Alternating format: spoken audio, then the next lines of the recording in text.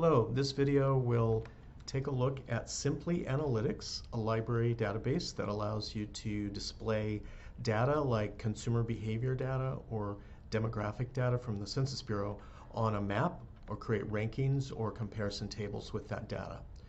This is in your consumer behavior libguide. It can also be found on the library page in the databases list.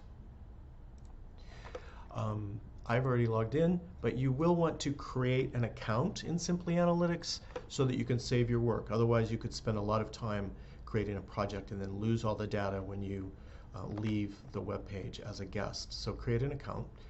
When we get into SimplyAnalytics, we'll create a new project. You can always look at your earlier projects, but if you're starting something new, you want a new project. You need a location. I'm going to choose Houston, Texas. You could also use USA or a state, but a city is a good way to get local comparative numbers. I don't want these pre-selected demographic data. I'm going to create a project without those seed variables. There are all kinds of reports you can create. We're going to go straight to the map. So we've got our location, now we need some data. You could use consumer behavior data.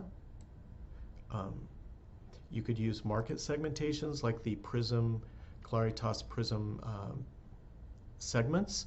So let's say young Digerati or connected Bohemians, and see where they live with most concentration. Today we're going to look at race and ethnicity. And I'm going to uncheck the race and ethnicity category because I want to simply look at Hispanic ethnicity. Now I've got lots of choices, but I'm going to keep it simple and just stick with the percent of Hispanic or Latino population in particular areas. If you want more information about what this piece of data means, you can click the three dots and view the metadata. This will explain where that data came from and what it does and does not mean. I'm going to click on that to select it, and then if I close this flap and click done, we get the map. This displays the concentration with the gradation of color. Sometimes you may want to change your quantile to local quantiles instead of national, and that will sometimes give you more differentiation between the different geographic units. We're looking at zip codes.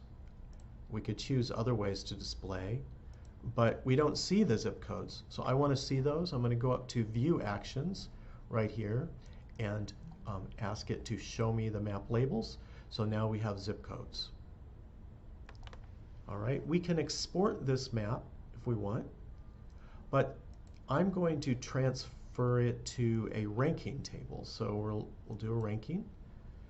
And now we've got all the zip codes in Houston lined up. I'm going to arrange it from largest to smallest concentration.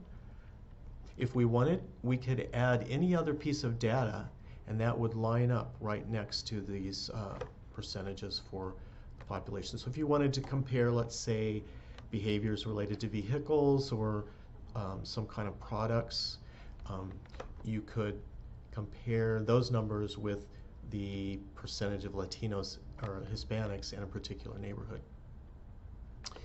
Now we're going to look at a comparison table, and here you can add more locations and more data. So let's look at our locations. I am going to look at a couple of the zip codes that I saw on that map. So 77076. It's added right there, and then I'm going to do 77016, and that's added.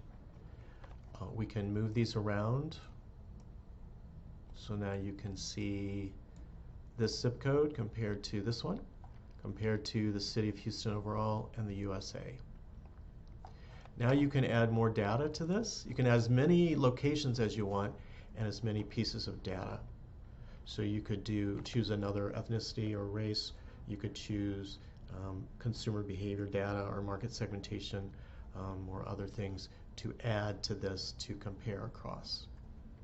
And then you can rank any one of these categories when you've got more pieces of data there. So there's a lot you can do with this tool. You can also export your tables to an Excel file if you wish. If you have any questions about SimplyAnalytics, you can use the email that's available on any LibGuide or on the library page. Thank you.